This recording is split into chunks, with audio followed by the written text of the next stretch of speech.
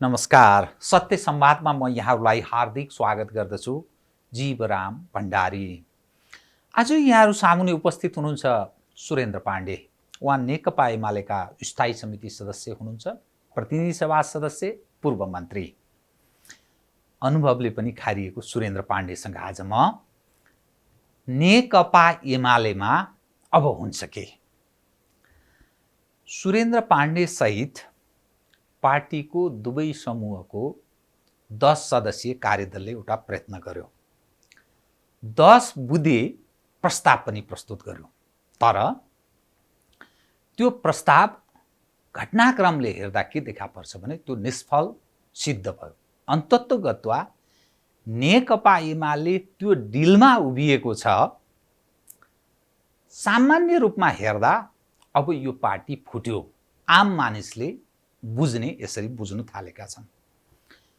चाहिँ के गुह्य समस्या हो कि कुन ठाउँमा नेकपा एमाले प्रवेश गर्यो अनि वाम आन्दोलनको कुरा र नेपालको राजनीतिमा देखा परेको यो तरल राजनीतिक अवस्था, यसले ल्याउन सक्ने परिणाम विश्लेषणात्मक, सूचनामूलक तर सत्यको निकट पुग्ने गरी म उहाँसँग संवाद गर्ने प्रयत्न गर्नेछु।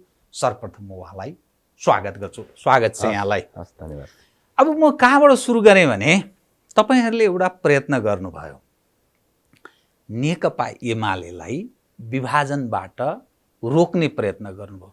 यसको अर्थ विभाजित भइसक्यो भन्ने मेरो आशय होइन, तर घटनाक्रमले के देखाउँदैछ भने सुनिँदैछ माधव कुमार नेपालजी र झलनाथजीको जो समूह, तपाईलाई उहाँहरूकै निकटको मानिस भनेर मानिन्थ्यो, उहाँहरू निश्चित मन्त्रालय प्रधानमन्त्री शेरबहादुर देउबाजीले कुन कुन दिनुहुन्छ भनेर कुरेर पर्खेर बसेको सुनिन्छ। केपी ओलीजी आफ्नो तयारीमा हुनुहुन्छ अनि तपाईहरू अलि पृथक भएको जस्तो, अलि अलग भएको जस्तो देखा पर्दछ। त्योभन्दा सायद तपाईहरू दबाव सर्जकको भूमिकाको प्रयत्नमा अझै पनि हुनुहुन्छ। आज तपाईहरूले मार्नु भएको छैन। भीमरावलजी यो गन्दा राजनीतिभन्दा बरु म अलग बस्छु, सायद उहाँको दृष्टिकोण त्यो हुनसक्छ। प्रतिनिधि सभा सदस्यबाटै आँटिलो उहाँले साहस या दुस्साहस जे भन्नुहोस् त्यो निर्णयमा उहाँ प्रवेश गर्नु, राजीनामा दिनुभयो। यो दुधारको जो अप्ठ्यारो प्रतिकूल अवस्था नेकपा एमालेको देखा पर्दैछ, हुन्छ चाहिँ के? म यहीँबाट सुरु गरेँ, कृपया। राम्रो प्रश्न सोध्नुभयो। अब सत्य कुरा पनि त्यही छ। तपाईँले के सत्यको निकट भन्नुभएको छ। हाम्रो केही अवस्था जे तपाईँले देख्नु भएको छ, बुझ्नु भएको छ, त्यही नै हो बाहिर देख्दाखेरिमा। तर तपाईँले भनेको भन्दा म पृथक के कुरा भन्न चाहन्छु भने नेकपा एमाले विभाजित भएको वा भइसकेको अवस्था होइन। 10 बुँदे चाहिँ गर्ने कार्यदल, 10 सदस्य या त्यसलाई 11 भन्नुहोस्, एकजना हामीले आमन्त्रित भनेका थियौँ। 11 जनाको कार्यदल अहिले पनि कार्यदल विघटित भए पनि ती 11 जना व्यक्ति त हामी छँदैछौँ। त यो व्यक्तिहरू पार्टीका स्थायी कमिटीका विभिन्न पदाधिकारी सदस्यहरू सहितको त्यो टिमले दुवै नेताहरूलाई भेट्ने काम केही दिन अगाडि गरेका थियो र पार्टी एकतालाई जोगाउनको लागि अझै पनि प्रयास जारी छ। त्यो अन्त भएको छैन। तपाईले भनेकै जस्तो परिदृश्यहरू चाहिँ केही अप्ठ्यारोतिर जान खोजेको हो कि भन्ने जो शङ्का तपाईले गर्नुभएको छ, त्यो शङ्का चाहिँ गर्ने ठाउँ पनि प्रकट भएकै अवस्था छ, तर त्यहाँ पुगिहालेको अवस्था होइन। त्यसो भएले हामी अहिले पनि के हेरिरहेछौँ भने कि पार्टीलाई जोगाउन सकिने अन्तिम समयसम्म हामी कोसिस गर्दैछौँ र गर्छौँ। जोगिएन, तपाईहरूको कसरत सफल हुन सकेन भने तपाईहरू चाहिँ गर्नुहुन्छ के बताउनुहोस् त? होइन न, तपाईँ लगायतका साथीभाइको म कुरा गर्छु, अलि अलग प्रयत्न तपाईहरू गरिरहनु भएको छ नि। अहिले नै मैले त्यसमा बोलिहाल्नुपर्ने आवश्यकता म देख्दिनँ। किन भन्दा त्यो ठाउँमा पुगिहाल्दैन भन्ने विश्वास अहिले पनि छ मलाई। त्यो आधार बताउनुहोस् न। पुगिहाल्दैन भन्ने विश्वास। किनभने तपाईँले जे भन्नुभएको छ, अब 22 जना व्यक्तिले अस्ति विश्वासको शेरबहादुरजीलाई मत दिएको, 10 जना हामी सहितका अलग रहनुभयो, स्वतन्त्र रूपमा दिएको र 83 जना व्यक्तिहरूले चाहिँ विपक्षमा मतदान गरेको। अहिलेको त्यो परिदृश्य हेर्दाखेरिमा एमाले चाहिँ 3टा पोजिसनमा उभिएको देखिन्छ हैन।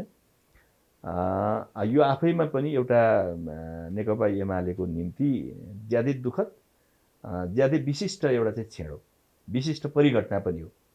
त्यो सकारात्मक राम्रो कुरा होइन। तर कहिलेकाहीँ के हुन्छ भने मानिसहरूले चाहिँ सोचेको भन्दा फरक अन्तिममा भिरको छेउमा पुगेर पनि गाडी ब्याक लाग्छ। अब ढल्यो कि त्यहाँबाट खस्यो कि भन्ने, अरूले परबाट हेर्दा खसिसक्यो भन्ने देख्ने, किनभने गाडी बत्तेर गएको छ, भिरमा पुगिसक्यो, भिरमा छ भन्ने कुरा टाढाकाले देखाएको छन् तर ड्राइभरले देखाएको छैन। त्यो रियलाइज ड्राइभरले गर्ने सम्भावना कतिको छ? अनि त्यो स्थितिमा चाहिँ के भने अरू चाहिँ परबाट बस्ने चाहिँ दर्शकहरूले विश्लेषकहरूले अब गयो त्यो गाडी खसिसक्यो भन्ने आकलन गर्ने, यस्तो स्थिति झन्डै हाम्रो यस्तै छ। तर यसभित्र हामी यसैभित्र रहेका चालक सहचालकहरू यसलाई क्र्यास ब्रेक लगाएर हुन्छ नि, फोर्सफुल ब्रेक लगाएर यसलाई ब्याक गर्न सकिन्छ कि भन्ने कोसिसमा अहिले पनि छौँ र त्यो प्रयास जारी छ। तपाईहरू हस्तक्षेपकारी भूमिका पनि निर्वाह गर्ने त्यो हैसियत राख्नुहुन्छ कि तपाईहरूको विनय आग्रह प्रार्थना मात्रै हो? यो होइन, हामी हस्तक्षेपकारी भूमिकै राख्छौँ। त्यो नराखेको भए योभन्दा अगाडि नै क्र्यास भइसक्थ्यो। तपाईँ यति मान्नुहोस्, यो जुन 10-11 जना भन्नुभएको छ यति मात्र होइन, यसभन्दा बाहेकका अरू पङ्क्ति पनि छन् जो सेकेन्ड जेनेरेसन भन्नुहोस् या प्रमुख 2 जना नेताभन्दा निकट रहेका अरू जो व्यक्तिहरू छन् हाम्रो स्ट्यान्डिङ कमिटी, त्यसपछिका केन्द्रीय कमिटीका सदस्यहरू, मूलतः अहिले स्ट्यान्डिङ कमिटीमा रहेका व्यक्तिहरू यसलाई यो सङ्कट टार्न सक्नुपर्छ र यसमा हामीले दक्षता हासिल गर्नुपर्छ भन्ने प्रयासमा हामी लागिरहेका छौँ, जुटिरहेका छौँ। मान्नुहोस्, हस्तक्षेप गर्ने प्रयास पनि हामी गरिरहेकै छौँ, गरिरहनु भएको छ। मान्नुहोस् यो तपाईँको दुःस्वप्न हो, देख्नुभयो तपाईँले सपना। त्यो के भने एमाले फुटेछ, एउटा एमाले रह्यो, अर्को अर्कै के भयो। त्यो स्थितिमा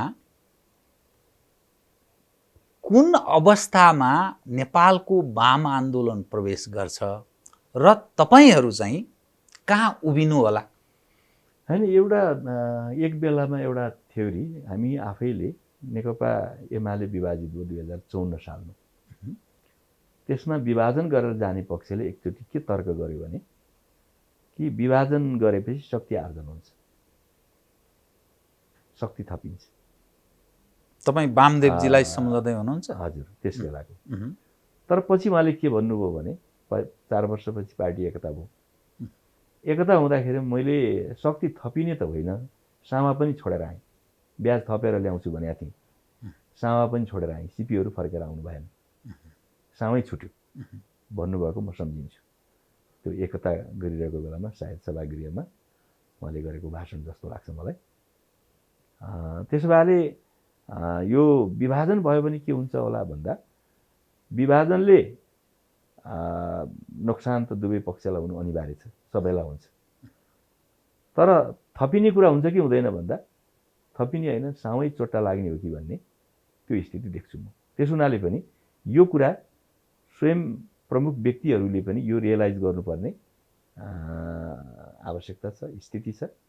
त्यो गर्नु भएन भने परिस्थिति कसरी जान सक्छ भन्दा अबको राजनीति मुख्य नेताहरूले यदि यो कुराको यो सङ्कट टार्ने कुरामा अगुवाई गर्न सक्ने स्थिति बनेन भने अर्को जेनेरेसन अगाडि बढेर यो सङ्कट टार्न अगाडि आउनुपर्ने आवश्यकता म देख्दैछु।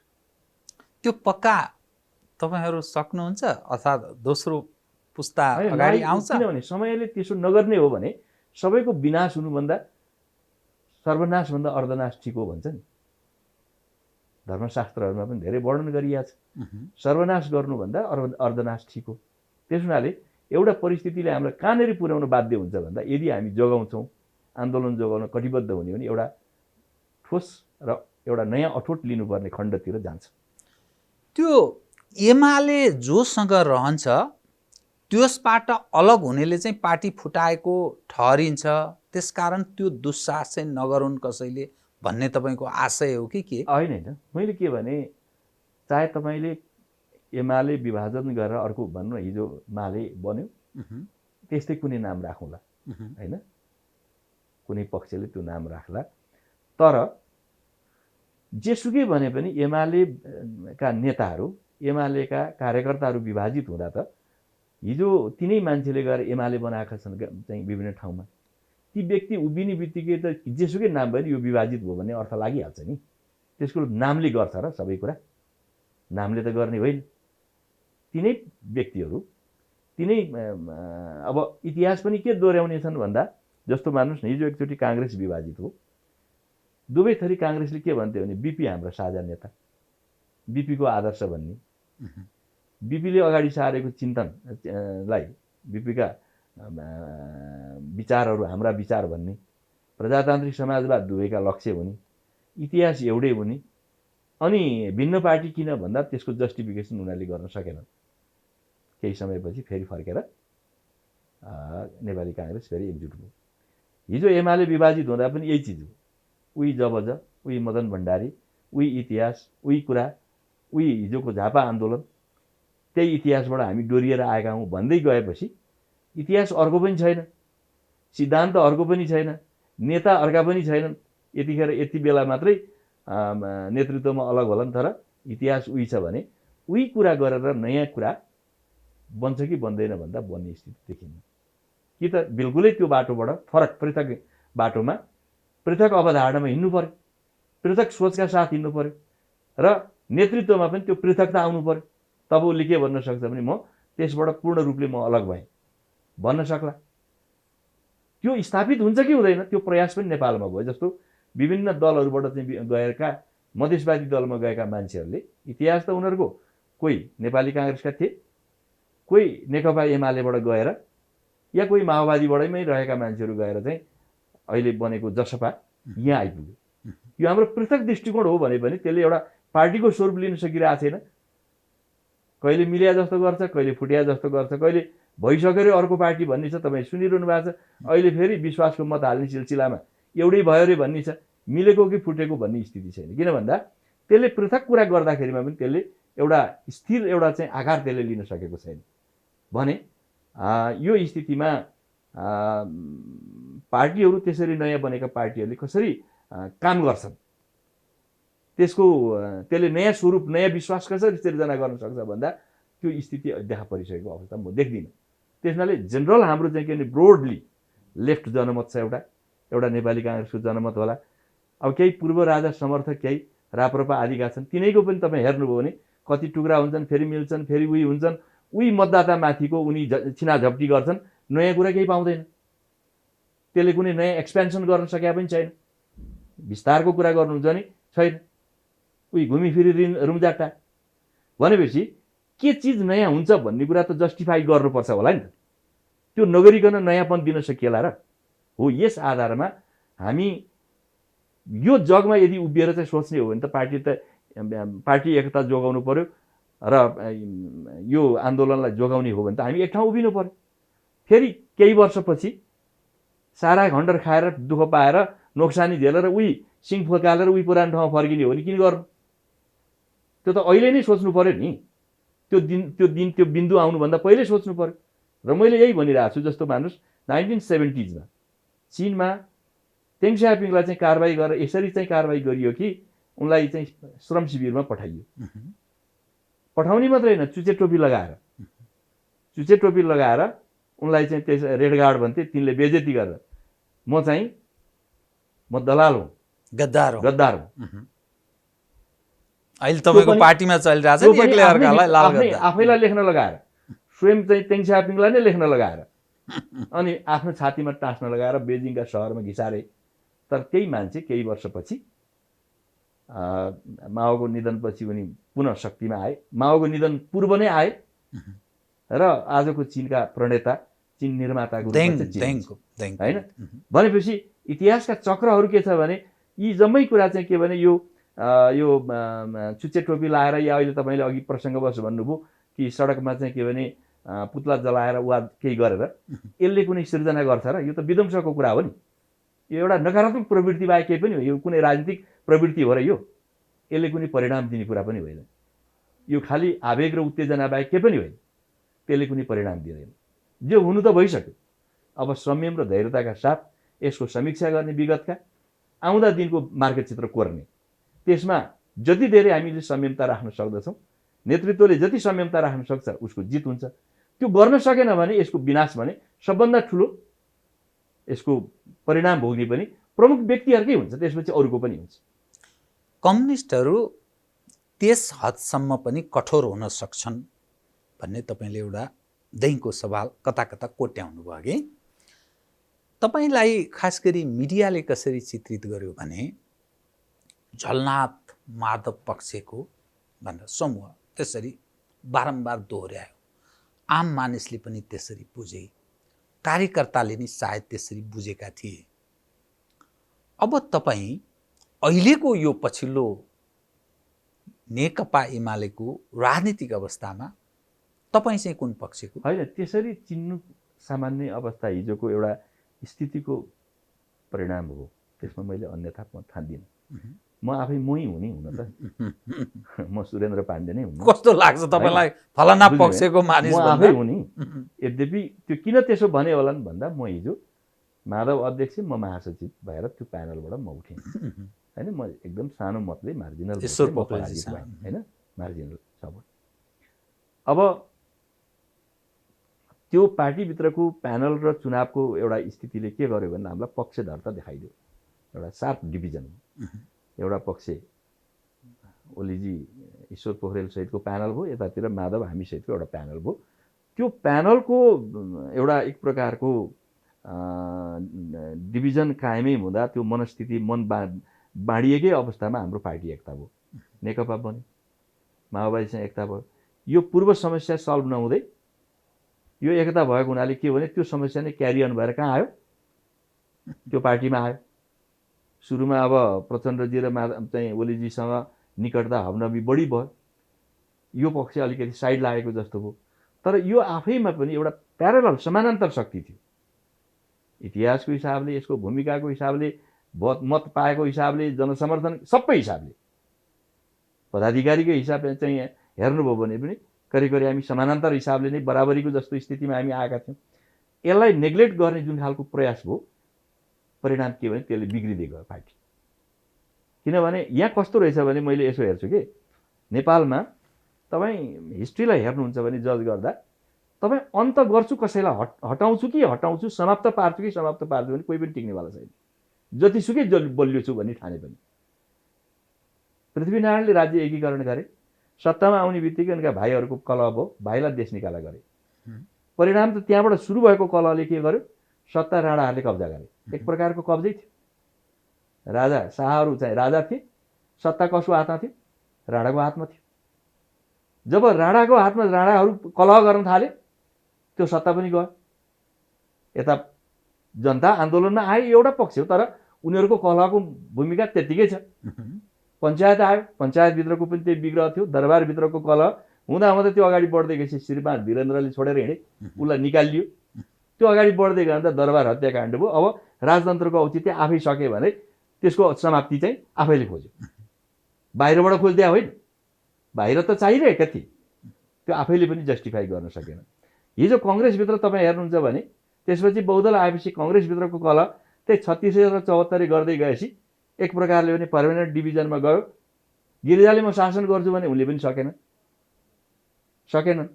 अब पछिल्लो समयमा ओलीजीमा पनि जो जुन खालको स्थिति रह्यो कि अर्को साइडलाई चाहिँ म एलिमिनेट गरेर जान्छु कि त्यो सम्भवै थिएन, समाप्तै पारेर त्यस्तो सम्भव थिएन। त्यसले के परिणाम ल्याइदियो भन्दाखेरिमा यो झगडा दूरी यसरी बढ्दै गयो कि सबै चाहिँ के भनेदेखि ओलीको विरुद्धमा केन्द्रित हुँदा ओलीले के भने अब बाहिर निस्किनु पर्ने स्थिति बन्द आयो।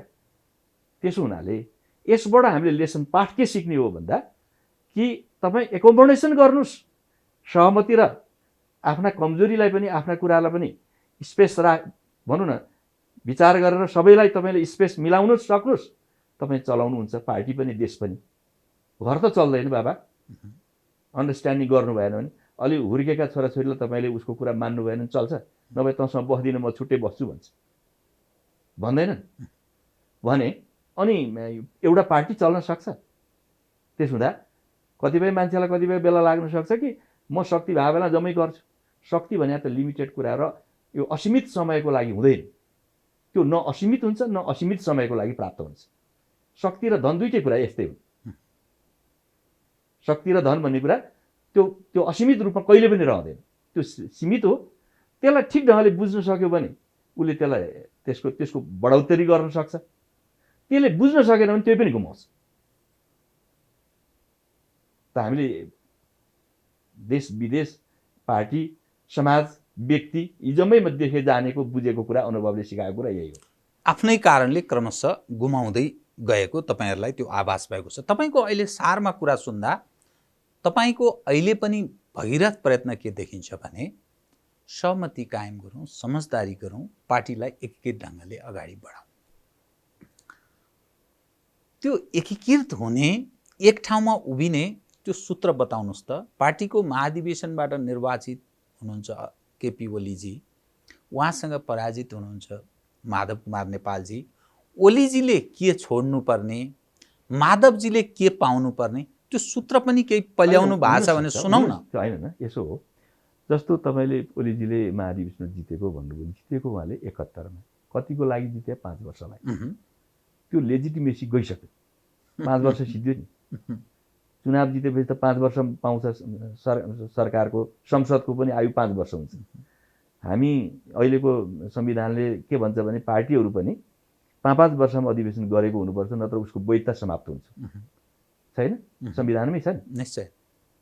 त्यसै भएर काङ्ग्रेसले हतारमा महाधिवेशन गर्दैछ, नत्र भने पार्टी अवैध हुन्छ भनेर। त्यस हुनाले यो वैधताको कुरा कस्तो हो भने लेजिटिमेसी पनि एउटा सर्टेन उसभित्र मात्रै हुन्छ। सधैँ त्यो कुरा दिया होइन, सधैँको लागि केही पनि हुँदैन।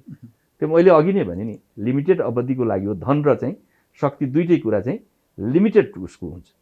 त्यसभित्र तपाईँले त्यसलाई सदुपयोग गर्न सक्नुहुन्छ, एक्सप्यान्ड गर्छ, फैलिएर जान्छ, विस्तारित हुन्छ, थपिँदै जान्छ। तपाईँले त्यसलाई गर्न सक्नुहुन्छ, त्यो पनि सिद्धेर जान्छ। त्यही एकताको सूत्र चाहिँ के छ त? तपाईं फाइन्ड आउट कुरा हो। अनेक चिज हुन सक्छन्। जस्तो मानिस तत्कालको लागि दुईटा अध्यक्ष बनाएर चाहिँ व्यवस्थित गर्ने कि दुबईलाई महाधिवेशनसम्मलाई केही अन्डरस्ट्यान्डिङ डेभलप गर्ने कि एक, या यस्ता अरू केही निस्किन्छन् कि ती दुईटा बसेर ल मानुस त्यो पनि परेन, दुईटा बसेर एक ठाउँ बसेर हिजो हामीले जे भन्यौँ, मैले तपाईँलाई गद्दार भने अर्कोले अर्को भन्यो, अर्कोले अर्को, यो आजदेखि छोडिदिउँ, हामी दुईटै साथी हौँ, अब मैले पनि ती वचन फिर्ता लिएँ, तपाईँले पनि के गर्नुभयो, हामी एक ठाउँ आउँ, मन माझ्ने हो कि? उपाय त अनेक हुन्छन् नि। हामी मिलेर काम गरौँ, सकिएन? त्यो गर्ने बित्तिकै त वातावरण त नयाँ बनिहाल्छ नि। तर माधव कुमार नेपालजीको जो पक्ष छ, अर्थात् त्यसमा झलनाथजीलाई नै झलनाथ माधव पक्ष भनौँ, झलनाथ अलि सिनियर लिडर भएको हुनाले, त उहाँहरू शेरबहादुरजीको नेतृत्वको सरकारमा मन्त्रीमण्डलमा सामेल हुनुभयो भने पनि यो सूत्रले काम लाग्छ? अनि त्यो काम गर्दैन। त्यो भने त पार्टी विभाजनतर्फ जाने हो। किनभने जानुभयो भने गइहाल्नु भयो भने के गर्नु? कुरा के हुन्छ भने विभाजित नभइकन मन्त्री हुन जान सक्दैन। त्यो त दलीय प्रणाली हो। अहिले कोही व्यक्ति नेकपा एमालेबाट निर्वाचित भएको व्यक्ति त्यो ठाउँमा चाहिँ जानु भनेको के हो भने उसको संसदको सदस्यता त्याग्नु। त्यो नत्यागिकन त्यहाँ जान सक्दैन। यो तपाईँले भने जस्तो अर्को हुन सक्ला, 6 महिनालाई मन्त्री बनाऊ, बाहिरका मान्छेलाई पठाइदिउँ, त्यो विषय अलग हुन सक्ला। तर सांसद चाहिँ हुँदाहुँदै तपाईँले बाहिरबाट जाने हो भने फेरि यहीँ भित्रको कुरा पनि फेरि विरोध असन्तुष्टिको कुरा होला, त्यही समूहभित्रकै होइन, त्यही भित्रको पनि। तर त्यो स्थितिमा के हो भने पार्टी विभाजन अनिवार्य बन्छ। त्यस हुनाले तपाईँले भन्नुभएको कुरामा त्यो स्थिति मैले अहिले बनिसकेको म देख्दिनँ, त्यो बिन्दु आएको म देख्दिनँ। तर यदि त्यतातिर जान खोज्यो भने त डिभिजन हुन्छ, त्यो निश्चित कुरा हो। त्यसो भए त्यो नहोस् भन्नेमै हामी छौँ। समग्रमा यो नेकपा एमालेको जो तपाईँहरू फलामे अनुशासनको कुरा गर्नुहुन्छ, सिद्धान्तको कुरा गर्नुहुन्छ, विचारवाद आदर्शका पनि तपाईँहरू कुरा गर्नुहुन्छ, जुन ठाउँमा तपाईँहरू उभिसक्नु भएको छ र आम मानिस, अब अहिले त इन्फर्मेसन टेक्नोलोजीको जमाना, झलझल सारा चिज छर्लङ्ग आम मानिसले देखिरहेका छन्। यो सर हेर्दा तपाईँहरू आफै स्वयं चाहिँ अब कम्युनिस्टहरू जो आफूलाई कम्युनिस्ट ठान्नुहुन्छ नि, सबै धेरैजसो लिडरहरू, चरित्रमा व्यवहारमा कति छन् त्यो एउटा प्रश्नको रूपमा छँदैछ। भविष्य उप तपाईँहरूलाई चिन्ता लाग्दैन? होइन, जुन सपना तपाईँहरूले देखाउनुभयो कार्यकर्तालाई, आम मानिसलाई जुन ढङ्गले प्रशिक्षित गराउनुभयो, जुन ढङ्गको क्याडर्सहरूको डेभलप भएको छ, जुन खालको सङ्गठनात्मक संरचना छ, यो त लथालिङ्ग भत्ताभुङ्ग छताछुल्लो देखिन्छ। त्यो हो तपाईँले भन्नुभएको कुरामा त्यो कुनै गौरव गर्न खुसी मान्नुपर्ने लायक कुरा केही पनि होइन, ती गलतै कुरा हो होइन। त्यसमा जतिसुकै त्यसलाई दुत्कारे पनि त्यो कमै हुन्छ। तर रियालिटी यही हो, फेरि सत्य त यही भएको छ, अहिले देख्नेले देखिरहेछन्। त्यसमाले यसलाई करेक्सन गर्नै पर्छ। अब जहाँसम्म तपाईँले भन्नुभएको थियो भने हिजोको कम्युनिस्ट मात्र होइन कि गैर कम्युनिस्ट पार्टीहरूमा पनि एउटा किसिमको समाजको जस्तो त्यस बेलाको विकासको अवस्था थियो, जस्तो किसिमको राजनीतिक संस्कारको कुरा थियो, त्यो बेलामा सबैले नै एउटा संस्कारयुक्त राजनीति गर्दथे। इभेन कङ्ग्रेसमा तपाईँ हेर्नुभयो भने पनि एउटा सर्टेन चाहिँ अनुशासनभित्र उनीहरू बस्दथे, नबसेका होइन नि, नत्र यो पार्टी यहाँसम्म आइदिया हुँदैन। त्यो अराजकता भिडबाट त आएको त होइन, त्यसले एउटा केही सर्टेन चाहिँ आफ्ना आदर्श मूल्य मान्यता मापदण्ड बनाएर यहाँ आइपुगेको छ नि। त्यसमाले त्यो बेगर कुनै पार्टी चल्दैन। जतिसुकै नयाँ यो भन्न प्रविधि र चाहिँ उसले नयाँ कुरा ल्याउला, तर पनि एउटा चाहिँ पार्टीका आधारभूत यो कुराभन्दा बाहिर जान चाहिँ हुँदैन है, सीमा चाहिँ यो है भन्ने संस्कार हामीले सिकाउनै पर्छ। व्यक्ति घर परिवारमा पनि जब कोही पनि मान्छे नाङ्गै हिँड्दैन नि सडकमा, हिँड्छ र त उसलाई चाहिँ के भने नाङ्गो हिँड्नु हुँदैन भन्ने कुरा हामीले बालककालदेखि नै उसलाई चाहिँ एउटा संस्कार सिकाएको हुनाले उसलाई त्यसो गर्दा उसलाई चाहिँ केही कारबाही हुँदैन भने पनि ऊ त हिँड्दैन नि त, नाङ्गे त हिँड्दैन नि। त्यस कारणले मान्छे आफै पनि एउटा चाहिँ एउटा एउटा चाहिँ के भने एउटा विवेकबाट चल्ने प्राणी हो नि। यो कुनै यन्त्र होइन, अरू चिज होइन होइन, पशु त होइन यो। त्यसमाले आफै पनि विवेकी छ, आफै केही कुरा सोचेर ऊ अनुशासित भएर चल्छ। त्यसमाथि पनि सर्टेन पार्टीहरूमा आबद्ध हुँदा त्यसले सिकाएको, त्यसले चाहिँ विकसित गरेका आदर्श, त्यसले सिकाएका चाहिँ संस्कार संस्कृति, त्यसका अनुशासनका विषय, त्यो कुरा उसले ग्रहण गरेर जाने कुरा हुनुपर्छ र गरि नै रहनुपर्छ। जतिसुकै चाहिँ पुँजीवादी र चाहिँ खुला दुनियाँले पनि कतिपय उनीहरू पनि आजित छन् यो आजको प्रविधि र सारा कुराले ल्याएको विकृतिबाट समाजलाई कसरी कमसेकम न्यून अनुशासनभित्र कसरी राख्ने भन्ने बारेमा तिनीहरू पनि चिन्तन गरेर हामी देख्छौँ नि। बाहिर पनि तपाईँ हामी गयौँ भने भनेपछि यो कुरा चाहिँ यो कुरा सही हो, यो कुरा राम्रो हो भन्ने मात्रै विचार छैन त्यहाँ। यो कमजोरी भइरहेछ, यसलाई करेक्सन गर्नुपर्छ। तर बाध्य छन् उनीहरू कतिपय व्यावसायिक हिसाबले। अहिले त यो कर्पोरेट दुनियाँले के गर्छ भने व्यापारको लागि जे कुरा चाहिँ नाङ्गो बनाउन सकिन्छ त्यो चाहिँ गरिदिन पाए धेरै बिक्री हुन्छ भनेर उसले त्यसो गर्छ। त्यसले चाहिँ नयाँ पिँढीका मान्छेलाई व्यापार र लाभको लागि चाहिँ के भनेदेखि बढी चाहिँ त्यस दिशामा लिएर जान खोजिरहेको, आर्जनको लागि चाहिँ त्यो काम गरिरहेछ। तर समाज चाहिँ के भने त्यस्तो नहोस् भनेर सङ्घर्ष पनि गरिरहेछ। त्यस हुनाले पार्टी र यो यो यो अहिले देखा परेका यी भन्न टेक र अरूको एउटा समस्या पनि छ। ती एक आपसमा कन्फ्रन्ट पनि गरिरहेछन्। फेरि त्यसले नकारात्मक कुरा मात्रै ल्याएको छैन, छिटो सूचना सम्प्रेषण गर्ने, प्रवाह गर्ने, यी जम्मै कुरा पनि गरिरहेछ नि। जस्तो मानुस युट्युब भन्नुहोस् या चाहिँ फेसबुक भन्नुहोस्, अर्को भन्नुहोस्, अर्को कुनै ठाउँमा घटना भयो, अब टिभी नै के भनेदेखि आउटडेटेड हुने भइसक्यो। तपाईँको टिभी किन हेर्ने, उहाँ गएर चाहिँ क्यामेराबाट फोटो खिचेर सारा ल्याउनुभन्दा उहीँ गएर चाहिँ भिडियोमा हालिदिन्छ। अनि त्यो समाचार चाहिँ सारा चाहिँ पहिले नै आइसकेपछि टिभी किन चाहियो?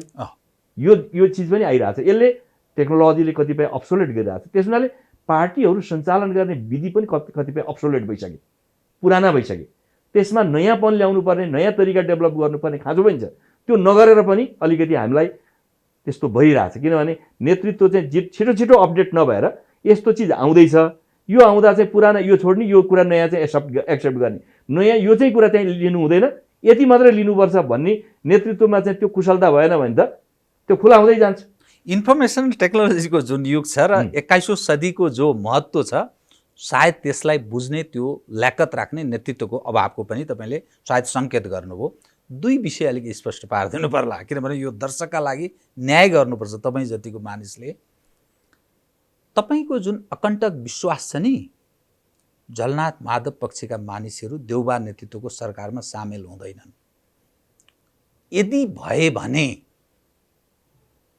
तपाईहरू ओलीजीले त नेकपा एमाले लिएर बस्नुहुन्छ, तपाईहरू जस्ता मानिस चाहिँ के गर्नुहुन्छ? यो आम जिज्ञासा हो कृपया। होइन अहिले त्यो सोध्ने बेलै भएको छैन। तपाईँले प्रश्न सोध्दै र मैले उत्तर दिने बेला यत्रो आम सञ्चारमा आइरहेछ, माधवजी निर्णय 6 मन्त्रालय मागिरहनु भएको छ, आजै गरिरहनु भएको छ, बोल्ने होइन न्युज त पत्रिकामा आइरहेछन्। त्यो न्युजभन्दा बढी त मलाई चाहिँ थाहा हुन्छ नि। तपाईँको संवाद भएको छ माधवजीसँग लेटेस्ट? किन नहुने? कुरो के छ दैनिकी त? रूपमा सुनौ न। भइरहेछ, दैनिकी भइरहेछ। त्यसमाले म यता जान चाहन्न। यो ठाउँमा पुगिसकेको अवस्था होइन। मिडियाले यो कुरा लेखेका छन्, कतिपय अब शङ्काले लेख्या होलान्, कतिपय यस्तो भइदियोस् भनेर लेख्या होलान्, या कसैले यसरी धकेलेर त्यहाँ पुर्याउनु पाए हुन्थ्यो भनेर लेख्या होलान्। त्यो विभिन्न उद्देश्य लेख्नेहरूका विभिन्न कुरा होलान्। तर जेसुकै भए पनि त्यो स्थितिमा हामी पुगेका छैनौँ।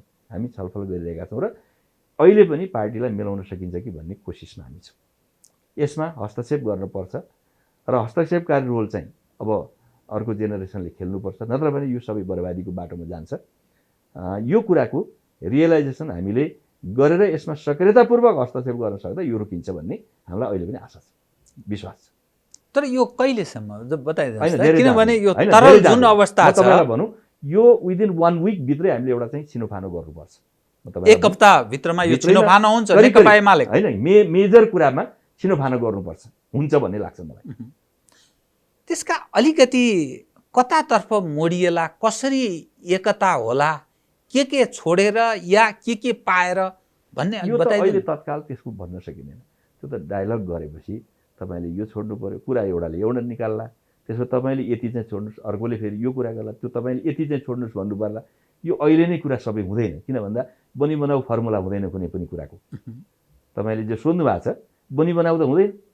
तपाईँले यहाँ मलाई यो प्रश्न सोध्नुभयो, कतिपय कुरा चाहिँ के भने हुँदै नभएको कुरा चाहिँ सोध्नुभयो होला, कतिपय भएको छ तर मैले भन्न नमिल्ने कुरा होला, होइन? तर जे भयो नि के भने त्यो चाहिँ त्यही टेबलमा बसेर छलफल गरिसकेपछि विभिन्न व्यक्तिहरूले त्यो छलफलको कोर्समा बसेर नै निकाल्ने निष्कर्ष। यो अवस्थाको सर्जक कसलाई मान्नुहुन्छ तपाईँ? होइन, अहिले त हेर्दाखेरिमा अब यसभित्र धेर थोर दोषी दुइटै हो भन्न सकिन्छ। दुवै भनेको ओलीजी र माधवजी। तर प्रारम्भको कुरा गर्नुहुन्छ भने यसमा बढी जिम्मेवारी ओलीजीकै हो।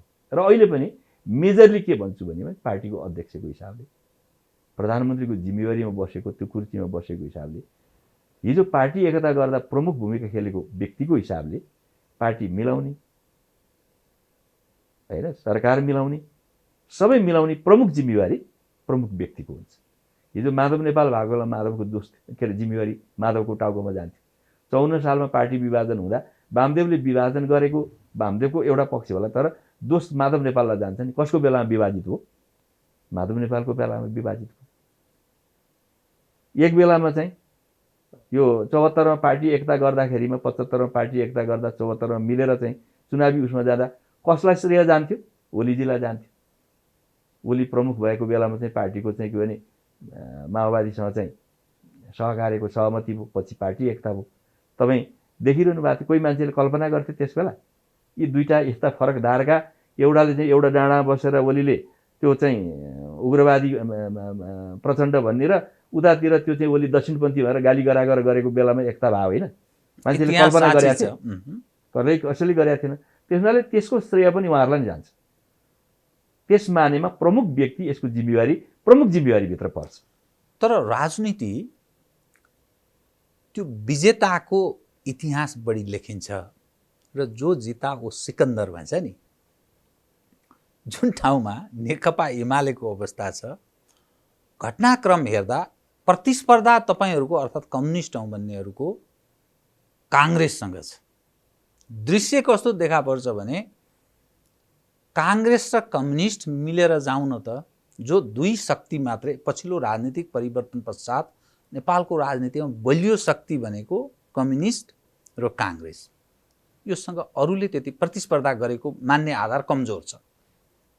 तपाईहरू जो मिलेर जाने प्रयत्नमा तपाईँ भन्नुको अर्थ कम्युनिस्ट र काङ्ग्रेस यो कोसँग प्रतिस्पर्धा गरेको, कसलाई चाहिँ कमजोर पार्न गरेको यो दृश्य होइन? यसमा तपाईँले भनेको कुराको यति बेलाको यसो हेर्दा त्यस्तो लागे पनि हाम्रो नेपालमा अरू देशमा भन्दा हाम्रो देशको अलिकति चरित्र फरक छ। के जस्तै? हाम्रो राजनीति जस्तै हाम्रो राजनीतिमा अलिक फ्लेक्सिबिलिटी बढी छ। सहकार्यको संस्कृति पनि छ। तपाईँलाई बताउँ, त्यो त विचारवाद न, न, न। सिद्धान्त आदर्श केही नभए त जे पनि हुन्छ, अवसरवाद भन्छ। त्यो भने होइन।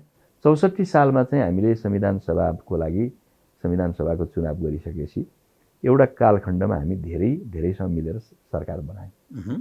तपाईँ ब्याक टु द फर्केर हेर्नुहुन्छ भने बनायौँ नि हामीले नै। म त्यो सरकारको प्रतिनिधि चाहिँ थिएँ जहाँ प्रधानमन्त्री माधव नेपाल हुनुहुन्थ्यो, मन्त्रीहरू कङ्ग्रेस र मधेसवादी थिए होइन त। त्यस पूर्व प्रचण्डजीहरूको सरकारमा नि हामी थियौँ। काङ्ग्रेस र कम्युनिस्ट एउटै सरकारमा क्याबिनेटमा बस्दै नबसेको अवस्था होइन। त्योभन्दा अगाडि मिलिजुली खास गरी अन्तरिम सरकारको बेला प्रधानमन्त्री गिरिजाबाबु हुनुहुन्थ्यो, माओवादी पनि त्यो सरकारमा थियो, हामी पनि थियौँ। यही कुरा तपाईँ अरू देशको उदाहरण तपाईँ पाउनुहुन्न। एकदम अरू देशमा पाइँदैन, त्यसकारण उनीहरू प्रगति गरेका छन्, संस्कार पनि विकास गरेका छन्। हामी यही गरेका छौँ र त हामी तन्नम देशमा रूपान्तरित भइरहेछौँ भन्ने मान्ने आधार रहेन। देशहरू पनि छन् त्यस्तो गर्ने बित्तिकै प्रगति भएको र नभएको भन्ने छैन, प्रगति नगर्ने देशहरू पनि छन्। तपाईँ हाम्रै छिमेकीमा जानुभयो भने पनि होइन, धेरै प्रगति भएको अवस्था छैन, उनीहरू सार्प डिभिजन छ तर पनि प्रगति नभएको अवस्था पनि छ। त्यसैले त्यसलाई म ठान्दिनँ, किनभने कतिपय देशमा राजनीतिक शक्तिहरूको बिचमा निकै तिखो अन्तर्विरोध भएर एकअर्कामा सहकार्य नगर्ने होइन, सहभागिता नगर्ने यस्तो छ। हाम्रो देशमा त्योभन्दा केही पृथक कुराहरू छ, त्यसलाई म सकारात्मक पनि मान्छु। किन तर धेरैले भन्छन् यो राज्य दोहनको नीति हो भन्छन्। होइन, त्यसो पनि नभन्नुहोस्। किन भन्दा त्यसलाई त्यस रूपमा बुझ्नेहरू पनि छन्। तर तपाईँले बनाएको संविधानै कस्तो चरित्रको छ भन्दा त्यो संविधानले दुई किसिमको चुनाव पद्धति अवलम्बन गरेको छ। हाम्रो विशिष्टतामा हामीले चुनाव पद्धति अवलम्बन गर्यौँ। एउटा, पहिलो हुनेले जित्ने 60% सिट त्यसले ल्याउँछ संसदमा। दोस्रो समानुपातिक छ, 40% सिट त्यसलाई चाहिँ हामीले जिम्मा लगाएको छौँ। त्यो दुईटा चुनाव पद्धतिबाट चाहिँ जाँदा त कुनै पनि बेला एउटा सरकार नबन्ने एउटा स्थिति छ।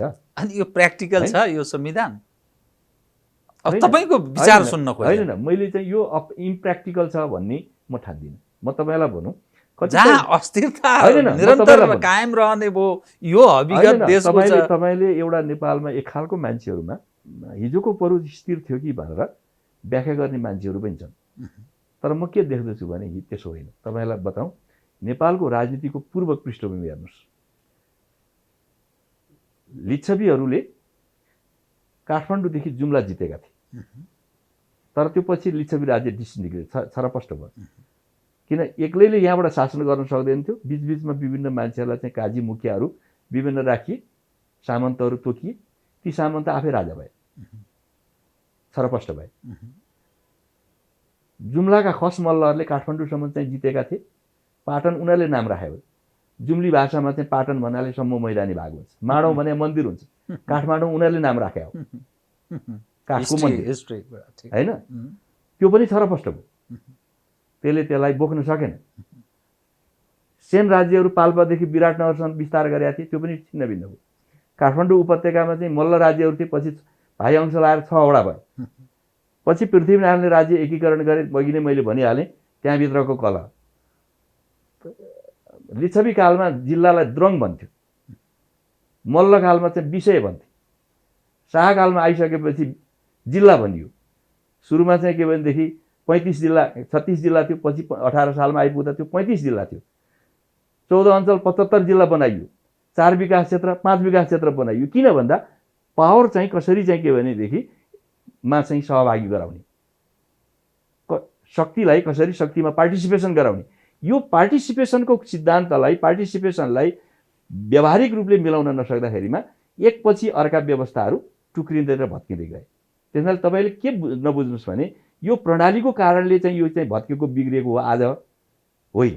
यो के यसको संयोजन गर्ने कुराको नेतृत्वमा त्यो परिपक्वता आउने बित्तिकै यो चिज चाहिँ बिस्तारै चेन्ज हुन्छ। किन भन्दा तपाईँ सहकार्यको संस्कृति अवलम्बन गर्दै जानुहोस्, यो चिज समाप्त हुँदै जान्छ। जस्तो केही ठाउँमा कसरी डेभलप गरेका छन् भने अहिले तपाईँको ट्रेड युनियनहरू, सरकारी ट्रेड युनियनहरूमा कर्मचारी सङ्गठनमा के गरिन्छ भने सबभन्दा ठुलो भोट ल्याउनेले अध्यक्ष पाउने, माइलो भोट पाउनेले महासचिव पाउने, त्यसपछिको भोट पाउनेले अर्को पाउने। ट्रेड युनियन त यसरी चलेकै छ नि त बाबा। त समग्र राष्ट्रिय राजनीतिमा पनि यो ढङ्गले जाँदा ठिक हुन्छ भन्ने ठान्नुहुन्छ? होइन, एउटा चिज तपाईँले के बुझ्नुहोस् भने राजाको पालामा या पञ्चायतको पालामा उठेको प्रश्न के थियो भने त्यहाँ डेमोक्रेसी थिएन भन्ने प्रश्न उठ्यो। बहुदल आएपछि डेमोक्रेसी त प्राप्त भयो, तर सहभागिता भएन भनेर प्रश्न उठ्यो। डेमोक्रेसी त पाइयो, तर उही क्षेत्री बाहुनहरू नै चुनावको प्रतिस्पर्धामा अगाडि आए, अरू आउन सकेनन्। त्यसलाई कसरी म्यानेज गर्ने भन्दा पछाडि परेका वा पछाडि पारिएका भन्ने प्रतिनिधित्व हुन नसकेका समुदायलाई तपाईँले रिप्रेजेन्ट गराउने व्यवस्था गर्नु भएन नि त्यो आफै फेरि सधैँ विद्रोहको झन्डा उठाइरहने भयो। सधैँ विद्रोह र सधैँ झगडामा जाने कि तपाईँले त्यसलाई शान्त पार्न सक्दा मात्र देश विकास हुन्छ। हामीले गरेको एउटा कम्प्रोमाइज नै हो। यो व्यवस्थालाई हामी प्रयोग गरेर हेरौँ। किन 18 सालमा गरेको व्यवस्था 72 मा अन्त्य भयो भनेपछि कति वर्ष टिक्यो? त्यसले 50, 55, 60 वर्ष त्यसको प्रयोग गऱ्यौँ हामीले। तपाईँ 5 वर्ष प्रयोग गर्न पाउनु भएको छैन, 72 मा संविधान भएर यो असफल भयो। यस्तो निष्कर्षमा हामी पुग्न मिल्छ? अनि यससँग जोडिएको नि तपाईँको जुन विश्वास छ नि, झलनाथ माधवजीको समूह देउबा सरकारमा सामेल हुँदैन। भोलिका दिनमा तपाईँहरूको असहयोग र अनुपस्थितिमा यो सरकार अनि कहिलेसम्म चल्ने, भोलि यसलाई आइपर्ने विविध खालका समस्याहरू उत्पन्न हुन्छन्। अनि पुनर्स्थापनाको फेरि तुक कहाँ रहने, राजनीतिक स्थायित्वको प्रश्न छ, फेरि कसरी कायम हुने, यो अर्को जटिल स्थितिमा प्रवेश गर्दैन।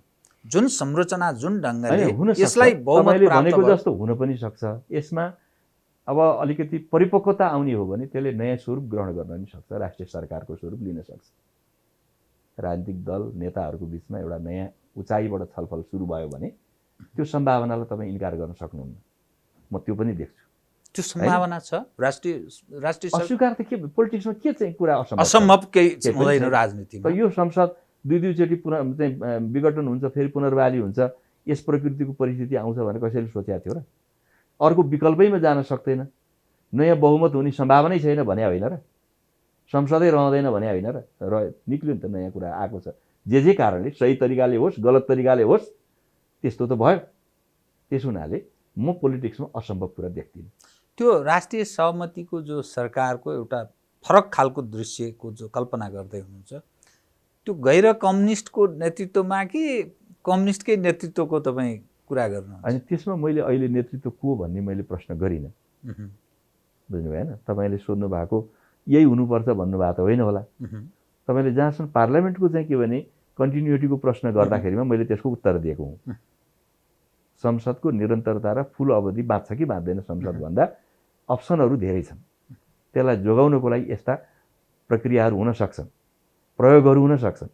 तर अब जहाँसम्म कम्युनिस्ट र गैर कम्युनिस्ट भन्ने कुराकोमा जाँदाखेरिमा कम्युनिस्टहरूको पार्टिसिपेसन बेगर त यहाँ केही पनि हुनेवाला छैन। अहिले हुन्छ मानिसले के खुट्याउने र अब यो कम्युनिस्ट हो, यो काङ्ग्रेस हो, आचरणको कुनै हिसाबले संसदमै देखेको तस्बिर हेर्दा पनि त्यस्तो देखिँदैन। मैले भनेको चाहिँ के भने तपाईँले ल त्यो आचरण यी कम्युनिस्ट विरोधी भए, फलाना भए भन्ने तपाईँको एउटा होला। तर नेपाल कम्युनिस्ट पार्टीका नामबाट चाहिँ जो संसदमा आएका छन् नि, ती व्यक्ति बेगरको चाहिँ के भनेदेखि अहिले सरकार अर्को बन्छ र? बन्दैन नि। जायज जायज। त्यस हुनाले त्यहाँ तपाईँ आचरण ठिक छैन, फलानु छैन, यी त नामधारी कम्युनिस्ट हुन् भनिदिनु होला तपाईँले। त्यो भन्नेलाई चाहिँ त्यो छुट छ। तर आम रूपमा मान्छेले चाहिँ कसरी, तपाईँ सुपठित व्यक्ति भएको हुनाले समाजलाई बुझ्ने, विश्व राजनीतिलाई बुझ्ने, समग्र दृश्यलाई बुझ्ने व्यक्ति भएको हुनाले यो मान्छेले चाहिँ बुझ्ने कसरी बताइदिनुहोस् त? मान्छेले होइन, मान्छेले जे छ त्यो पनि बुझ्छन्। र मान्छेले के बुझिरहेछन् भने यिनीहरू झगडा गरेर बिग्रियो भन्ने पनि बुझिया होला, मिल्यो भने राम्रो हुन्छ भन्ने नि गरेका होला। अब कसैले के भने यसलाई झगडै पार्ने हो, यिनीहरूलाई सक्ने नै हो भनेर बुझिया पनि होला, गरी खान सक्दा रहेछ भन्ने पनि होला होइन। अब कतिले पनि भने होला काङ्ग्रेस भाग्यमानी रहेछ, किस्तीमा रहेर सत्ता बुझायो भनिरहेछन्। तपाईँ चाहिँ के ठान्नुहुन्छ? काङ्ग्रेस शेरबहादुरजीको खप्पर त बलिरहेछ होइन। अब केही सत्यता छ, किन भन्दा आइसोलेसनमा बसेको काङ्ग्रेस केही पनि नभएर थन्किएर बसेको काङ्ग्रेस एक प्रकार थला बसिया भैँसी जस्तो अब सबैले लगेर तै बनाइदियो भन्ने एउटा स्थिति बन्यो। त्यो त के भने भाग्यमानी नै भन्नु पऱ्यो नि। नेपाली अब म चाहिँ भाग्य ऊ भन्दा भन्ने एउटा जेनरल भाषामा भन्दा त भाग्यमानी भन्नु परेन? जुन सुन्दर भविष्यको यो देशमा वामपन्थीहरूको जुन सपना तपाईँ अर्थात् यथार्थमै भन्दा पनि हुन्छ जुन देखिरहनु भएको थियो हिजोको दिनमा, अब अहिलेको अवस्था हेर्दा, राजनीतिक दृश्य हेर्दा भोलिका दिनमा तपाईँहरू के भनेर जनतामा जाने बताउनुहोस् त? होइन, जनतामा जान सकिँदैन भन्ने होइन, जनता पनि बुझ्जकै छन्, जनता अबुझ्जक छैन। दुईटाको बिचमा अन्तर पनि देखाएको छन् मान्छेले। कम्युनिस्टहरू आयो भने जनपक्षीय गरिब जनताको हितका कामहरू बढी हुन्छ। अझै पनि पत्याउँछन् मान्छेले, त्यो पत्याउँछन्। त्यो पत्याउने मान्छे जमात कायमै छ। त्यो हाम्रो देशको सहर बजारको भोटर्समा को कुरा तपाईँले एउटा ढङ्गले हेर्नु होला, ग्रामीण समाजको कुरा गर्नुहुन्छ भने त्यो स्ट्रक्चर्ड जुन सोसाइटी छ त्यो अहिले पनि विद्यमान छ। त्यसमा धेरै ठुलो अन्तर आएको मैले देख्दिनँ। सहर बजारका नौजवानहरूमा चाहिँ के छ भने जसलाई अपर्च्युनिटीहरूको एउटा ठुलो ऊ छ, बाबामा पैसाबाट खानु पर्दैन, तिनले एक ढङ्गले कुरा गर्ने होइन गर्ने एउटा स्थिति छ। उनीहरूको कम्युनिकेसन पनि के भने उही अघि भने जस्तो आधुनिक एउटा चाहिँ टेक प्रविधिको चाहिँ माध्यमका चाहिँ के भने सम्पर्क छ, विदेश स्वदेश घुमफिर सौविध्य प्राप्त छन् होइन। यो खालको जमातले अलिकति अर्को ढङ्गले सोच्न सक्छ। तर आम रूपमा अहिले पनि नेपाली समाजको तस्बिर के देख्छु म भन्दा स्ट्रक्चर नै छ। यो एकपछि अर्को जुन राजनीतिक घटनाक्रमहरू जुन ढङ्गले विकास हुँदै गएको छ, अब भोलि अरू खाले समस्याहरू पनि आउँछन्। म तपाईँलाई नेपालको आन्तरिक राजनीतिमा बाह्य पक्षको पार्टलाई अलिकति जोड्न चाहन्छु। बारम्बार उठ्ने विषय मिलेनियम च्यालेन्ज कर्पोरेसन भोलिका दिनमा कसरी सुल्झेला, अनि शेरबहादुरजीको आगमनसँगै यो विषय जोडिएर आएको छ। तपाईँहरू जस्तो अलि अलग ढङ्गले पनि हेरिरहनु भएको छ। यो मूलत समस्या कसरी हेर्ने हो होइन? यो एमसिसी मूल समस्या होइन, म त्यस्तो ठान्दिनँ। तर योसँग राजनीति जोडिएको होला। म अर्थमन्त्री भएर पनि आएँ। हाम्रो देशमा थुप्रै पैसा हामीले लिन्छौँ, धेरै मान्छेलाई जानकारी छैन। असाध्यै शर्तमा पैसा लिन्छौँ। मान्छेले के भन्छ भने यो चाहिँ शर्तमा पैसा आयो भनेर, बिल्कुल गलत कुरा हो। आइपिएसको अङ्गको कुरा होइन, त्यसले शर्तमा अनेक शर्तमा आउँछ। हामीले के मात्रै छ भन्दा हामी कुनै राजनीतिक एलायन्समा चाहिँ बसेर पैसा लिनु हुँदैन भन्ने हाम्रो परराष्ट्र नीतिको चाहिँ असंलग्न परराष्ट्र नीतिको मूल कुरा चाहिँ मूल स्पिरिट त्यही नै हो। हामी यो पैसाले बापत अथवा यो कुराको कुनै सङ्गठनमा चाहिँ प्रवेशको लागि हाम्रा शर्त के हुन् भन्दा हामी कुनै देशको पक्षमा वा कुनै देशको विपक्षमा हामी सहभागी हुने छैनौँ। हामी तटस्थ बस्छौँ र राष्ट्रिय हितको निम्ति सबैसँग सबैको सहकार्य गर्छौँ। कोही हाम्रा चाहिँ दुश्मन छैनन्, सबै मित्र हुन् हाम्रा। हामीलाई जसले हाम्रो देशको हितको र विकासको लागि जसले सहयोग गर्छ उसको सबैको सहयोग लिनुपर्छ। हामीले चाहिँ सहायता लिँदाखेरिमा कस्ता शर्तमा लिन्छन् धेरै मान्छेलाई थाहा छैन। जस्तो मान्नुहोस्, हामीले 2-3 प्रकारले सहायता लिन्छौँ। एउटा हामी ग्रान्ट लिन्छौँ। ग्रान्टमा अनुदानमा के हुन्छ भने अनुदानको सम्पूर्ण ठेक्कापट्टा उही सम्बन्धित जसले दिन्छ त्यही देशमा हुन्छ। उसले खालि एउटा चिठी दिएर पठाउँछ, फलानालाई चाहिँ यो ठेक्का परेको छ त्यसलाई काम दिनु भनेर। त्यसको पेमेन्ट पनि सम्बन्धित देशले दिन्छ। हाम्रो त्यसमा कुनै पनि भूमिका हुँदैन। एमसिसी पनि ग्रान्ट नै हो, एउटा ग्रान्ट हो। त्यस्तै दोस्रो के गर्छौँ, हामी सफ्ट लोन लिन्छौँ। सफ्ट लोनमा के हुन्छ, जुन देशले चाहिँ हामीलाई चाहिँ सहायता दिन्छ त्यसैको ठेक्का त्यसैका त्यही देशका कम्पनीहरूले मात्रै बिड गर्न पाउँछन्। जस्तो हामीले भारतसँग सहयोग लिएका छौँ, त्यहाँ अझ शर्त कस्तो छ भने 85% कच्चा पदार्थ पनि भारतीय प्रयोग गर्नुपर्छ। शर्त हामीले 1.75% इन्ट्रेस्ट तिर्छौँ। 85% र मेटेरियल पछि मोदीजी आउँदाखेरि उहाँले पार्लियामेन्टमा म 50%मा झार्छु यो कच्चा पदार्थ के अरे वस्तु प्रयोग गर्नुपर्ने चाहिँ शर्त चाहिँ 85बाट 50मा झार्छु भन्नुभयो। अहिलेसम्म त्यो कार्यान्वयन भइसकेको छैन।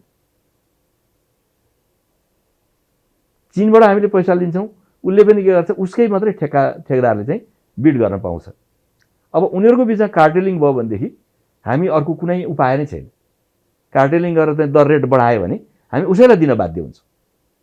हो चाहिँ ऋण। तेस्रो हामीले कमर्सियल ऋण लिन्छौँ। कमर्सियल ऋणमा हाम्रो त्यसमा फ्रिडम हुन्छ। आफ्नो तर ब्याज ढङ्गले दर प्रयोग बढी गर्नु। हुन्छ, ब्याज दर बढी हुन्छ। भनेपछि यी धेरै हाम्रा यस्ता कन्डिसनहरू छन् कि इभन वर्ल्ड ब्याङ्कको पैसा हामी लिन्छौँ, एडिबीको पैसा लिन्छौँ, त्यो पैसा लिँदाखेरिमा फलानाले चाहिँ कन्सल्टेन्सी पाउँछ भनेर पहिले तोक्या हुन्छ। फलाना देशले कन्सल्टेन्सी बाबत पैसा उसले लिएर जान्छ, यो नगरे पैसा पाइँदैन। त्यस हुनाले कुनै पनि बिना कन्डिसन पैसा आउँदैन। यहाँ कतिपय मान्छेले के भने नेपालमा आएको पैसाको दुरुपयोग गरे, काम भएन, यो भन्छ नि। धेरै पैसा हाम्रो बाहिर जान्छ, जसले दिन्छ उसैले लान्छ। यो त सामान्य नागरिकले बुझ्दैन, दुःखद पक्ष होइन? सामान्य नागरिकले बुझ्दैन। त्यस हुनाले यो यसमा पनि कन्डिसन। मूल कुरा के हो भने अहिले नेपालको यो जियो पोलिटिक्समा समस्या नयाँ आएको कुरा के हो भने चीन एउटा उदयमान शक्ति भयो, विश्व अर्थतन्त्र दोस्रो अर्थतन्त्र, क्रमशः अब पहिलो अर्थतन्त्र हुनसक्छ भनिरहेका छन्। त्यस कुराले अमेरिका चाहिँ यो चाहिँ प्रतिद्वन्दी आयो मेरो सामु भन्ने एक प्रकारको चिनिया सोच, होइन, यो साइकोलोजी छ। त्यो भइदियो के भने त्यो देश हाम्रो छिमेकी भइदियो। हामीसँग नजोडिया भए नि सायद यहाँ त्यस खालको इन्ट्रेस्ट यहाँ आउँदैन थियो, अमेरिकी इन्ट्रेस्ट यहाँ आउँदैन थियो। यता इन्डिया पनि एउटा चाहिँ शक्तिशाली राष्ट्र छ, ऊ पनि भूगोल, ऊ पनि राइजिङ छ, उसको पनि छिमेकी पर्यो चाइना। अब त्यो स्थितिमा चाहिँ यहाँ चाइनाको इन्फ्लुएन्स बढ्छ कि कम्युनिस्ट पार्टीको नामको चाहिँ यहाँ पार्टी चाहिँ शासनमा गयो भने हामी त्यो नगरेको भए पनि उनीहरूसँग कुनै सम्बन्ध चाइनासँग नभए नि चाइनाकै कारणले यहाँ बढ्या हो भन्ने एक प्रकारको साइकोलोजीले काम गरेको छ। त्यो साइकोलोजीमा त्यो यथार्थ कि त्यो भ्रम मात्रै हो? यो मलाई लाग्छ धेरै भ्रम, सत्य छैन। तर यसको अर्थ किनभने तपाईले पृष्ठभूमिमा जसरी बताउनु हो, यो कुनै न कुनै बाह्य ताकतहरू क्रीडा स्थलको रूपमा विकास हुँदैछ यो देश भन्ने त अर्थ लाग्छ नि। त्यसले हुन सक्छ, उनीहरूको इन्ट्रेस्टमा हामी कहिलेकाहीँ पीडामा पर्छ। अमेरिकन, त्यसैले हामीले के युरोपियन अलग, हामीले के दक्षता राख्नु पर्यो भने नेपालका राजनीतिज्ञहरूले विचारको पक्ष एउटा कुरा होला। जस्तो मान्नुहोस् सोभियत सङ्घ र चाहिँ चीनको बिचमा एउटै विचार मान्नेको बिचमा लडाइँ भएन र? भियतनाम र चीनको बिचमा वार भएन? विचार त एउटै कम्युनिस्ट व्यवस्था थियो दुईटै देशमा। त्यस हुनाले विचार मिल्ने बित्तिकै एउटा हुन्छ भन्ने होइन, र विचार नमिल्ने बित्तिकै त्यो मित्र हुँदैनन् भन्ने पनि होइन। तपाईले त्यस कारणले म त यहाँ के भन्न चाहन्छु भने कि हामीले के चाहिँ नीति लिनुपर्छ, हामीले के कुशलता राख्नुपर्छ भने हामी हाम्रो देशको विकासको लागि सबैको सहायता लिन्छौँ। कसैसँग न दूरी नजिक बस्छौँ, न कसैसँग हामी टाढा बन्छौँ। तपाईले क्वालिटीको कुरा गर्नुभयो कि त्यो क्वालिटीको लिडरको आवश्यकता मुलुकले खोजेको कुरा गर्नुभयो। जुन नेताहरू आफ्नो पार्टी ड्राइभ गर्न सकिरहेका छन् सबै पार्टीमा, अनि त्यो कहाँबाट प्राप्त हुने? एक दोस्रो कुरा, मैले एमसीसीको विषय यसकारण मैले उठान गरेको, यस उप हेर्ने सवालमा तत्कालीन नेकपा नै विभाजित रह्यो, एमाले यस सवालमा विभाजित छ, अनि पार्टी एकताको तपाईँको भगीरथ प्रयत्न पनि देखा पर्दछ। एमसीसी शेरबहादुरजीको प्राण जस्तो अड्केर बसेको छ। त्यो जसरी पनि पास गर्नु, प्रमुख प्रतिपक्षमा पनि प्रस्ताव गर्ने व्यक्ति अब प्रधानमन्त्री भएपछि उहाँको प्रयत्न रहन्छ, प्रयत्न पनि भगीरथ प्रयत्न रहनेछ। अनि त्यस्तो स्थितिमा झन् तपाईँहरू सङ्कटमा फस्ने, एकपछि अर्को उसमा जाने स्थिति होइन भन्न खोजेँ। किनभने आन्तरिक राजनीतिसँग यो जोडियो। मैले यो ठुलो कुरा देख्दिनँ, यसलाई बढी बढाइएको कुरा देख्छु म। कसले बढाएको भन्दा बढी बढाइयो, यो बढाएको अब कसले बढाएछन् यो म जान्दिनँ। जुन मिडियामा के देश विदेशमा बस्ने प्रायोजित हो, यो प्रायोजित हुन्छ। जति यसमा सत्यता छ त्योभन्दा बढी प्रायोजित छ। त्यस हुनाले राजनीतिक कर्मीहरूले के सोच्नुपर्छ भन्दा त्यसभित्र हाम्रो राष्ट्रिय हितमा नहुने कुरा के हुन् भन्नुपर्छ नि त हामीले त। यो क्लज चाहिँ हाम्रो हितमा छैन। त्यो हित भनेको के भन्छ, तपाईँ हित त विभिन्न हुन्छ नि। हाम्रो सहायता भनेर आयो, ग्रान्ट भनेर आयो, तर त्यसभित्रबाट अघि नै भने ग्रान्टका कन्डिसनहरूले हामीलाई भन्दा पैसा उसैलाई धेरै लिएर जाने भयो भने के हुन्छ? मेरा यति कन्सल्टेन्ट राख, यति तलब मैले तोक्या तलब दिए, पैसा चाहिँ हाम्रो नाममा खर्च हुने, पैसा चाहिँ उनीहरूले लिएर जाने भयो भने यो नेपालको हितमा छैन। 10 जना कन्सल्टेन्ट होइन, 1 जना भए पुग्छ, बाँकी हटा, अरू हामी नेपाली नै राख्छौँ, हामीसँग त्यो जनशक्ति र ल्याकत छ। यो बहस बार्गेनिङ गर्ने त हाम्रो क्षमता हो नि। त्यस कारणले यहाँभित्र भएका क्लजहरूको बारेमा चाहिँ हामी 1 to 1 बहस गर्ने हो भने अमेरिकाले नाइ भन्न सक्दैन। म यति चाहिँ तपाईँको अलि स्पष्ट होस्, एमसीसी चाहिँ ग्रहण गर्ने यथास्थितिमै कुनै त्यसमा सुधारको जरुरी छैन भन्ने ठान बनाइ हो तपाईँको?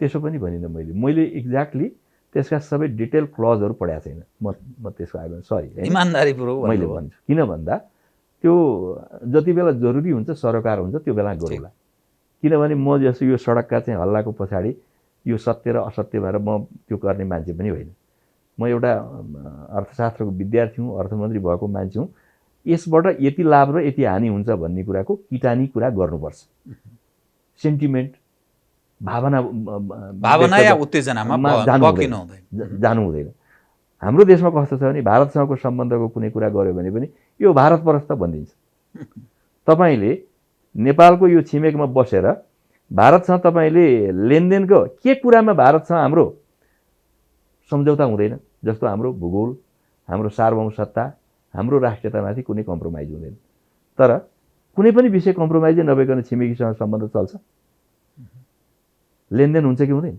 निश्चय नै त्यो नभइकन देश चल्छ यो कुरामा हाम्रो कम्प्रोमाइज हुन्छ यो कुरामा हाम्रो कम्प्रोमाइज हुँदैन भएर किटानी गरेर भन्नुपर्ने र हाम्रो फरेन पोलिसी बनाउनुको लागि साझा धारणा बनाउनु पर्ने होइन अनि खालि सेन्टिमेन्टमा मात्रै देश झगडा मात्रै पारिरहने अनि देश अगाडि बढ्छ यो कहिले बढ्दैन त्यस हुनाले हामीले यति कुरा हाम्रो कुनै कम्प्रोमाइज हुँदैन यति कुरामा हामी कम्प्रोमाइज गर्न सक्छौँ यसै गरी चीनसँग हामीले के भन्नु पर्ला भन्दा यो कुरामा हाम्रो सार्वभौम सत्ता हाम्रो भूगोल हाम्रो जमिनको 1 इन्च पनि हामी छोड्दैनौँ यसमा हाम्रो कम्प्रोमाइज हुँदैन बाँकी कुरामा त कयौँ कुरा त प्रयोग गर्ने साझा कुरा होला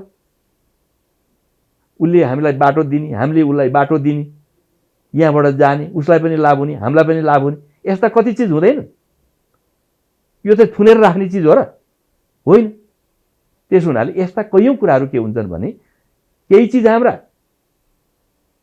त्यसमा कुनै नो कम्प्रोमाइज बाँकी कुराहरू त लेनदेनका विषय हुन्छन् नि त्यो लेनदेनका विषय यी हुन् भने किटान गऱ्यौँ भने बल्ल हामीमा स्पष्टता आउँछ र जनतालाई पनि हामी त्यसरी शिक्षित गर्न सक्छौँ र गर्नुपर्छ म कार्यक्रमको अन्त्यतिर केही विषय चाहिँ तपाईँले स्पष्ट नपारी सुखै भएन यसकारण कि यो दर्शकलाई न्याय हुँदैन तपाईँ सहित 10 जना कतै मत जाहेर गर्नु भएन प्रतिनिधि सभामा यो तपाईँहरूले दिन खोजेको सन्देश के अनि जुन फलामे अनुशासनमा विश्वास गर्नु छ नि तपाईँ कम्युनिस्टहरू खास गरी एमाले यसैबाट प्रशिक्षित हुँदै आयो यसैबाट निर्देशित हुँदै आयो यो सारमा यो कहाँ जान खोजे हो होइन त्यसमा पनि केही फरक परेको छैन हामीले अनुशासनको उल्लङ्घन पनि केही गरेका छैनौँ हामीले 10 बुँदे गरिरहेको बखत हामीले के भनेका थियौँ भने पार्टी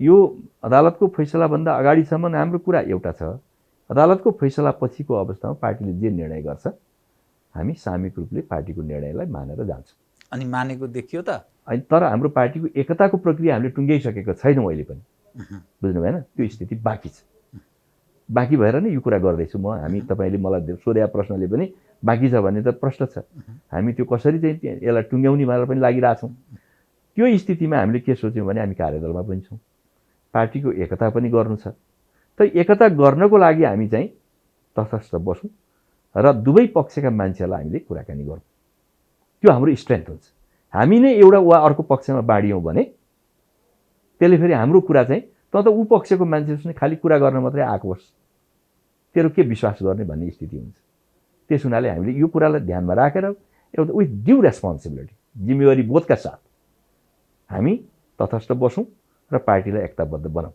भन्ने सोचेरै हामी त्यसपछि संसद भवनबाट बाहिरिएका हौँ तपाईँले भीमरावलजीको पाखुराबाट तान्दै हुनुहुन्थ्यो भीमरावलजी अब आएको आम सञ्चारमै पनि आएको छ भीमरावलजी कृपया मलाई जस्तो म मिडियासँग कुरा गर्छु तपाईँले के भीमरावलजीलाई राजीनामा नगर्नुहोस् भनेर तपाईँले अनुरोध त्यही हो मैले चाहिँ होइन सिंहदरबारमै उहाँसँग मेरो भेट भएको थियो राजीनामा दिन्छु भनिरहनु भएको थियो हामी सबैले सम्झायौँ यसो नगर्नुहोस् अब कुरो पनि बुझिएन फेरि उहाँ हठात त्यसरी के भने त्यो एकदम एक्सट्रिममा चाहिँ आउनुभयो त्यसपछि सम्झायौँ हामी सबै मिलेर अब सम्झिनुभयो होला भन्ने लागेको थियो त्यसपछि हामी सिंहदरबारबाट चाहिँ सदनतिर लाग्यौँ मभन्दा अगाडि निस्किनु भएको थियो उहाँ त्यहाँ गएर पत्रकारसँग चाहिँ कुरा गर्दै हुनुहुँदो रहेछ अनि मैले चाहिँ होइन यो अहिले नगरौँ न जाउँ भित्र पछि प्रयत्न तपाईँको भन्ने कुरा मैले गरेँ। पछि तर उहाँले कुरा गरिरहनु भएको थियो। अब उहाँ जतिको मान्छेलाई मैले त्योभन्दा बढी के भन्नु र? त्यसपछि उहाँ आफ्नो कुरा गर्नुभयो। मैले चाहिँ जाउँ न, भित्रै गएर कुरा गरौँ न भनेर रिक्वेस्ट गरेको थिएँ। अब एकदम छोटो समयमा जुन राजनीतिक दृश्य नेपाली जनले बेहोरे भोगे, हरेक खाले परिवर्तनहरू पनि अत्यन्त छोटो छोटो अवधिमा नेपालीहरूले देख्ने त्यो अवसर, सुखद या दुःखद जे मान्नुहोस्, त्यो अवसर पनि प्राप्त भयो। तर यो समग्रमा हेर्दा समस्याको जड भनेको नेपालको राजनीति हो र यसको नेतृत्व पङ्क्ति हो। त्यसकारण यो नेतृत्व पङ्क्तिबाट चल्दैन भन्ने मानिस निष्कर्ष निकाल्न थाले भनेर राजनीति शास्त्रका पण्डितहरू त्यस्तो ढङ्गले व्याख्या गर्न थाले र सरर हेर्दा समस्याका सर्जक चाहिँ राजनीतिक दलकै अगुवाहरू हुन् भन्ने पनि अर्थ लाग्छ। महसुस गर्नुहुन्छ? होइन, अब यस्तो छ, किनारामा बसेर नाउ ख्याउन जान्दैन यो माझी, यसले डुबाउँदो रहेछ भनेर टिप्पणी गर्न जति सजिलो छ, हावा हुन्डरी आएको बेला नाउ ख्याउन सक्नु पऱ्यो नि, पार लाउनु पऱ्यो नि। आलोचकहरू धेरै हुन्छन् तर समाधानकर्ताहरू धेरै कम हुन्छन्। मैले के देख्दछु भने यी टिप्पणी भनेको त्यस्तै हुन्। समस्या छ तर समाधान कसरी भन्ने उत्तर तीसँग छैन, ती टिप्पणीकर्तासँग छैन। समस्या सर्जक चाहिँ को त? त्यस हुनाले समस्या त समाज पनि हो नि। मैले तपाईँलाई एउटा कसरी न्याय गर्नु? समाज यत्र नागरिकले मध्य तपाईहरुलाई द्वितीय बहुमत निकटको अवस्थामा प्रवेश गराए। म तपाईँलाई एउटा प्रश्न गर्छु। म केही वर्ष अगाडि नारायणगढमा एउटा कार्यक्रम भइरहेको थियो, कस्तो चितवन बनाउने भनेर, उद्योग वाणिज्य सङ्घले। अनि त्यहाँ चाहिँ एक दिनको चिफ गेस्ट भएर म गएको थिएँ। मलाई एउटा प्रश्न चाहिँ त्यसै गरी फ्लोरबाट आयो। मलाई भन्दा पनि त्यो दिनको त्यहाँ एउटा वक्ता चाहिँ जापानिज हुनुहुन्थ्यो। अनि यो सबै बिगारेका नेताले हुन्, आदि इत्यादि हुन् भन्ने टिप्पणी गरेपछि ती जापानिज चाहिँ प्रोफेसरले के भनेर जवाफ दिनुभयो भने, यो पढे लेखेकै मान्छेले प्रश्न सोध्नु भएको थियो कुनै कलेजमा पढाउने। अनि उहाँले के जवाफ दिनुभयो भने, तपाईँको जवाफ त्यही होइन, तपाईँले खराब मान्छेलाई भोट दिएर असल परिणाम खोज्ने, कटु यथार्थ। अनि तपाईँको जिम्मेवारी छैन असल राजनीति बनाउनलाई। त्यस कारणले यो चाहिँ क्रमशः चाहिँ के भने जनताको चेतना स्तर, समाजको चेतना स्तर अगाडि बढ्दै गएपछि त्यो समाधान हुँदै जाने विषय हो। यो ओभरनाइट हुँदैन। हाम्रो यात्रा चाहिँ म नकारात्मक देख्दिनँ, सकारात्मक र सुखद नै हुन्छ। इतिहास निर्मम पनि छ कि विगत पनि सम्झाइदिनु भयो, कार्यक्रममा आइदिनु भयो। अब तपाईँको पार्टी नेकपा एमाले के रहने भन्ने चाहिँ एक सातासम्म कुर भन्नुभएको छ। हामी पनि पर्खनेछौँ र हेर्नेछौँ। धन्यवाद साहित्य यहाँलाई। हस्, धन्यवाद। आदरणीय दर्शकवृन्द, उहाँ हुनुहुन्थ्यो सुरेन्द्र पाण्डे, नेकपा एमालेका स्थायी समिति सदस्य, पूर्व मन्त्री, प्रतिनिधि सभा सदस्य। समसामयिक विषयलाई केन्द्रमा राखेर सत्यको निकट पुग्ने गरी गरिएको संवाद सत्य संवाद। म सहित मेरो सम्पूर्ण युनिटलाई कार्यक्रमबाट बिदा दिनुहोस्। नमस्कार।